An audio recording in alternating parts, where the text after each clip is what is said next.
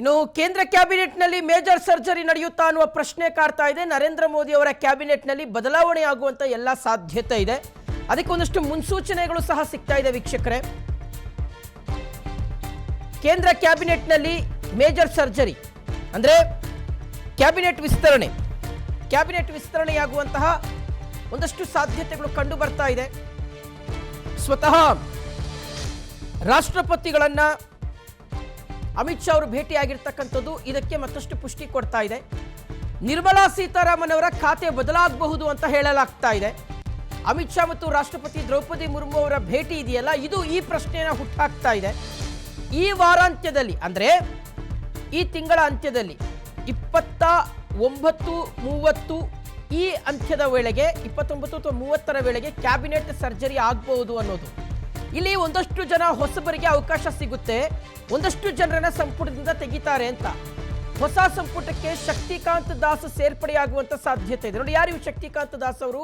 ಇವರು ಮಾಜಿ RBI governor ಇದ್ದಾರೆ. ಆಮೇಲೆ ನಾನು ಹೇಳಿದೆ, ಒಂದಷ್ಟು ಜನರ ತಲೆದಂಡ ಆಗ್ಬೋದು, ಒಂದಷ್ಟು ಜನರ ಸಂಪುಟದಿಂದ ಕೈ ಬಿಡ್ಬೋದು ಅಂತ. ಅದರಲ್ಲಿ ಪ್ರಮುಖರು ಧರ್ಮೇಂದ್ರ ಪ್ರಧಾನ್ ಅಂತ ಹೇಳಲಾಗ್ತಾ ಇದೆ. ಯಾಕಾಗಿ? ನೀಟ್ ಪರೀಕ್ಷೆ ಅವಾಂತರಕ್ಕೆ ಸಂಬಂಧಪಟ್ಟಂತೆ ಧರ್ಮೇಂದ್ರ ಪ್ರಧಾನ್ ಅವರ ರಾಜೀನಾಮೆಗೆ ಪ್ರತಿಪಕ್ಷಗಳು ಆಗ್ರಹಿಸ್ತಾ ಇರುವಂಥದ್ದು, ಒಂದಷ್ಟು ಹೋರಾಟಗಳು ನಡೀತಾ ಇದೆ ದೇಶದಾದ್ಯಂತ.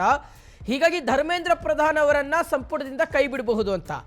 ಇದರ ಜೊತೆಗೆ ಹಾಲಿ MP ಆಗಿರುವಂತಹ ಏಕನಾಥ್ ಶಿಂದೆ ಅವರ ಪುತ್ರ ಡಾಕ್ಟರ್ ಶ್ರೀಕಾಂತ್ ಏಕನಾಥ್ ಶಿಂದೆ ಅವರನ್ನ ಕ್ಯಾಬಿನೆಟ್ಗೆ ತೆಗೆದುಕೊಳ್ಬಹುದು ಅಂತ ಹೇಳಲಾಗ್ತಾ ಇದೆ. ಮೋದಿ ಟೀಮ್ಗೆ ಸೇರಿಸ್ಕೊಳ್ಬಹುದು. ಆಮೇಲೆ ಅನುರಾಗ್ ಠಾಕೂರ್ ಅವರನ್ನ ಕಳೆದ ಬಾರಿಯ ಸಂಪುಟ ರಚನೆಯ ಸಂದರ್ಭದಲ್ಲಿ ಕೈ ಬಿಡಲಾಗಿತ್ತು ವೀಕ್ಷಕರೇ. ಆದರೆ ಪ್ರಧಾನಿ ನರೇಂದ್ರ ಮೋದಿ ಅವರ ಸೆಕೆಂಡ್ ಟರ್ಮ್ನಲ್ಲಿ ಮಿನಿಸ್ಟರ್ ಆಗಿದ್ರು ಅನುರಾಗ್ ಠಾಕೂರ್ ಅವರು. ಆದರೆ ಥರ್ಡ್ ಟರ್ಮ್ಗೆ ಅವರನ್ನು ಕನ್ಸಿಡರ್ ಮಾಡಿರಲಿಲ್ಲ. ಸೊ ಈಗ ಅನುರಾಗ್ ಠಾಕೂರ್ ಅವರನ್ನ ಸಂಪುಟಕ್ಕೆ ತೆಗೆದುಕೊಳ್ಬೋದು ಅಂತ ಹೇಳಲಾಗ್ತಾ ಇದೆ. ಇನ್ನು ಬಹಳ ಇಂಪಾರ್ಟೆಂಟ್ ಇನ್ನೊಂದು ಹೆಸರು ಇಲ್ಲಿ ಅರುಣ್ ಗೋವಿಲ್ ಅಂತ. ಈ ಅರುಣ್ ಗೋವಿಲ್ ಅವರು ಬಂದ್ಬಿಟ್ಟು ನಮ್ಮ ಈ 80s 90s ಅಲ್ಲಿ ರಾಮಾಯಣ ಸೀರಿಯಲ್ ತಾವು ಗಮನಿಸಿರ್ಬೋದು. ಆ ರಾಮನ ಪಾತ್ರವನ್ನು ನಿಭಾಯಿಸಿದಂಥವ್ರು ಅವರು MP ಆಗಿದ್ದಾರೆ. ಅವ್ರನ್ನ ತಗೊಳ್ಬೋದು. ಮತ್ತೆ ರಾಘವ್ ಚೆಡ್ಡಾ, ಆಮ್ ಆದ್ಮಿ ಪಕ್ಷದಿಂದ ಬಂದಿರತಕ್ಕಂಥ ರಾಘವ್ ಚೆಡ್ಡಾ ಅವ್ರಿಗೂ ಸಹ ಈ ಬಾರಿ ಸಂಪುಟದಲ್ಲಿ ಅವಕಾಶ ಸಿಗ್ಬೋದು ಅಂತ ಹೇಳಲಾಗ್ತದೆ. ಓಕೆ, ಈಗ ಹಿರಿಯ ಪತ್ರಕರ್ತರಾಗಿರ್ತಾರೆ ರವೀಂದ್ರ ರೇಷ್ಮರ್ ಇದ್ದಾರೆ. ಸರ್ ನಮಸ್ಕಾರ. ಸರ್ ಶಿವಶಂಕರ್ ಮಾತಾಡ್ತಿದ್ದೀನಿ ಸರ್. ನಮಸ್ಕಾರ ಶಿವಶಂಕರ್.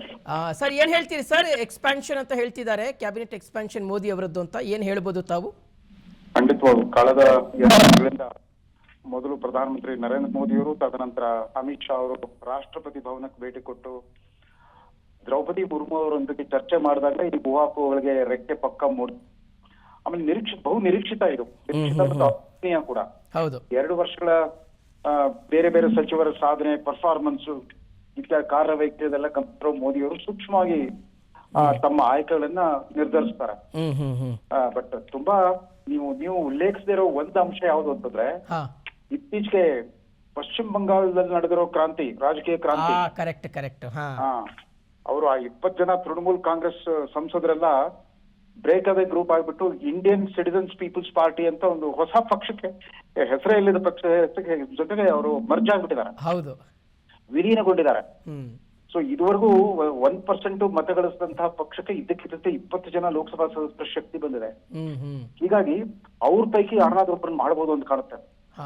ತೃಣಮೂಲ್ ಕಾಂಗ್ರೆಸ್ ಅಲ್ಲಿ ಅನೇಕ ಜನ ತುಂಬಾ ವಿವಿಧ ವಲಯಗಳ ಹಿನ್ನೆಲೆಯಿಂದ ಬಂದವರಿದ್ದಾರೆ. ಸಾಹಿತ್ಯ, ಸಂಸ್ಕೃತಿ, ಸಾಹಿತ್ಯ, ಸಿನಿಮಾ, ಸಂಗೀತ ಮತ್ತಿತರ ಕ್ಷೇತ್ರಗಳಿಂದ ಬಹಳ ಪ್ರತಿಭಾಶಾಲಿ ಸಂಸದರಿದ್ರು ಆ ತೃಣಮೂಲ್ ಕಾಂಗ್ರೆಸ್ ನಲ್ಲಿ.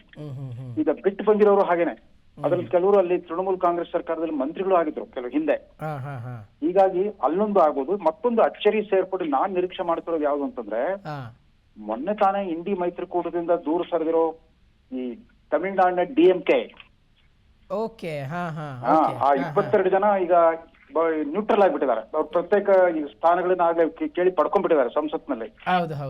ನನಗನ್ಸುತ್ತೆ ಕನಿಮೌಲಿ ಅವ್ರನ್ನ ಮಂತ್ರಿ ಮಾಡಿ ದೊಡ್ಡ ಶಾಕ್ ಕೊಡ್ಬೋದು ಅಂತ ಕಾಣುತ್ತೆ ತಮಿಳುನಾಡಿನ ಪಕ್ಷಗಳಿಗೆ.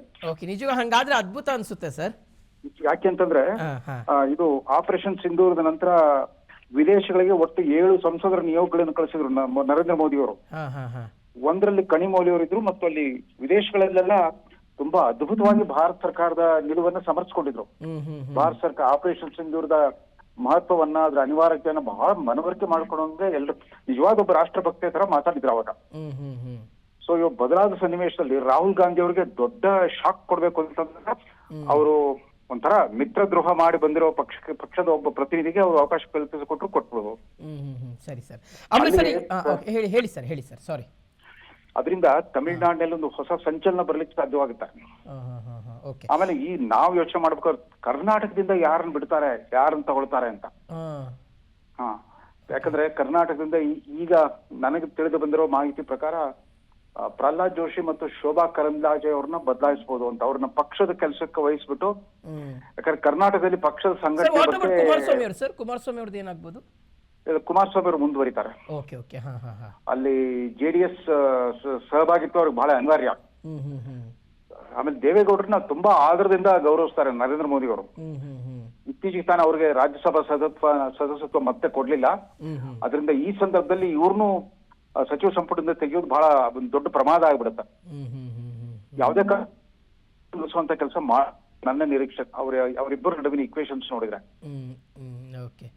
ಕುಮಾರಸ್ವಾಮಿ ಅವರು ಬಹಳ ಆತ್ಮವಿಶ್ವಾಸದಿಂದ ಇದ್ದಾರೆ ತಮ್ಮ ಸಚಿವ ಸ್ಥಾನಕ್ಕೆ ಏನು ಧಕ್ಕೆ ಬರಲ್ಲ ಅಂತ. ಆದ್ರೆ ಕರ್ನಾಟಕ ಇನ್ನೂ ಸಚಿವ ಪೈಕಿ 3 ಜನ ಇದ್ದಾರೆ ಈಗ. ಸೋಮಣ್ಣ ಅವರಿದ್ದಾರೆ, ಶೋಭಾ ಕರಂದ್ಲಾಜೆ ಇದ್ದಾರೆ, ಪ್ರಹ್ಲಾದ್ ಜೋಶಿ ಅವರಿದ್ದಾರೆ.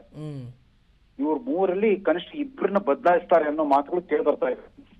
ಅಂದ್ರೆ ಬಹುಶಃ ಸ್ಟೇಟ್ ಪಾಲಿಟಿಕ್ಸ್ ಕಳಿಸಬಹುದು ಅನ್ನೋದು ಲೆಕ್ಕಾಚಾರ. ಹೌದು, ರಾಜ್ಯದ ರಾಜಕೀಯ ಜವಾಬ್ದಾರಿ ಕೊಡಬಹುದು, ಸಂಘಟನೆ ಜವಾಬ್ದಾರಿ ಕಳಿಸಬಹುದು ಅವ್ರನ್ನ. ಅದೊಂದು ಸಾಧ್ಯತೆ ಇದೆ. ಆದ್ರೆ ಹೊಸಬ್ರು ಯಾರನ್ನ ತಗೊಳ್ತಾರೆ ಅಂತ.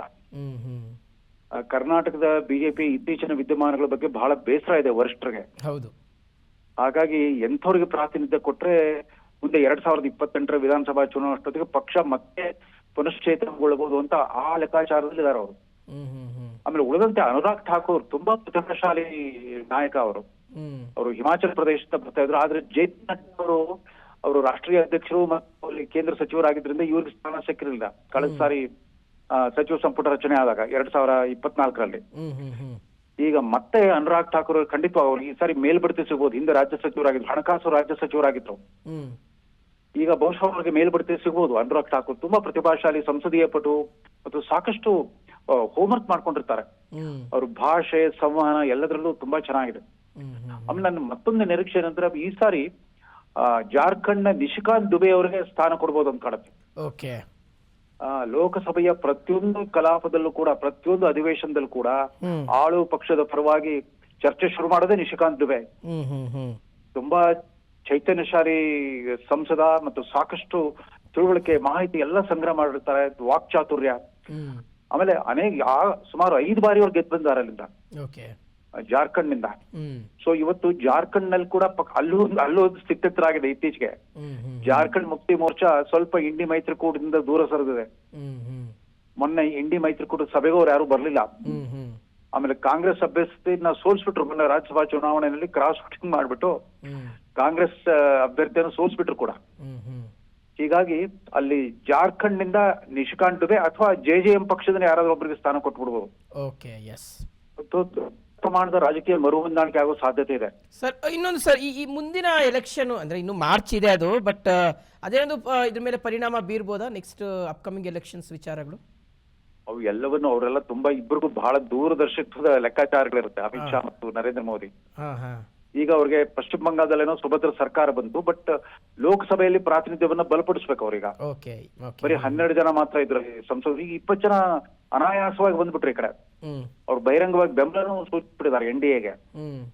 ಹೀಗಾಗಿ ಅವರಲ್ಲಿ ಅಟ್ಲೀಸ್ಟ್ ಒಂದಿಬ್ಬರಿಗೆ ಕೊಡ್ಬೋದು ಅಂತ ಕಾಣುತ್ತೆ, ಇಬ್ರು ಅಥವಾ ಒಬ್ರಿಗೆ.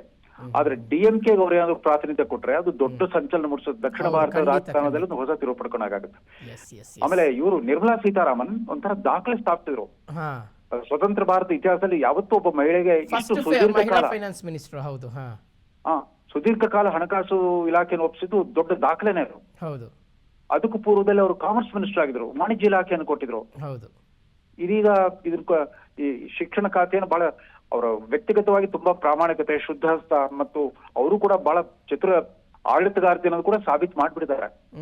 ಇದುವರೆಗೂ ಮಹಿಳೆಯರನ್ನ ಯಾರನ್ನೂ ತರ ಕಲ್ಪಿಸ್ಕೊಳ್ಳೋದು ಅಸಾಧ್ಯವಾಗಿತ್ತು, ಹಣಕಾಸು ಖಾತೆ ಕೊಡೋದು. ಸೊ ಈಗ ಬಹುಶಃ ಅವ್ರನ್ನ ಧರ್ಮೇಂದ್ರ ಪ್ರಧಾನ್ ಸ್ಥಾನದಲ್ಲಿ ತರಬಹುದು ಅಂತಿದ್ದಾರೆ, ಶಿಕ್ಷಣ ಇಲಾಖೆಗೆ ತರಬಹುದು ಅಂತ. Okay, yes, done. Thank you sir, PNS ಮಾತಾಡಿದ್ದಕ್ಕೆ.